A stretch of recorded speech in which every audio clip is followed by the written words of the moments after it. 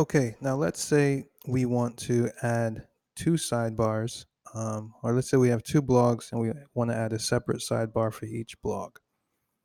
And the way we'd do that is we'd, of course, create another sidebar page. So I'll call this sidebar, um, I'll call this sidebar 2. And so let's see, let's put some content on here. We'll say, I'll make this big. Hey, sidebar 2. Okay. And now let's say we want to assign the sidebar 2 to our now read in blog here. So what I'll do is I'll go back over to our instructions and I'll change this to sidebar 2. Um, and I'm going to copy the code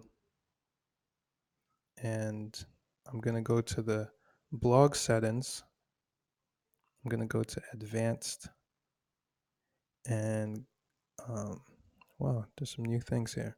Blog item code injection. I mean, page header code injection. Sorry. Um, and I'm gonna paste that here. Hit save. And now if I go to my now reading blog, I should see that sidebar. There it is. All right. And now if I go back to blog number 1,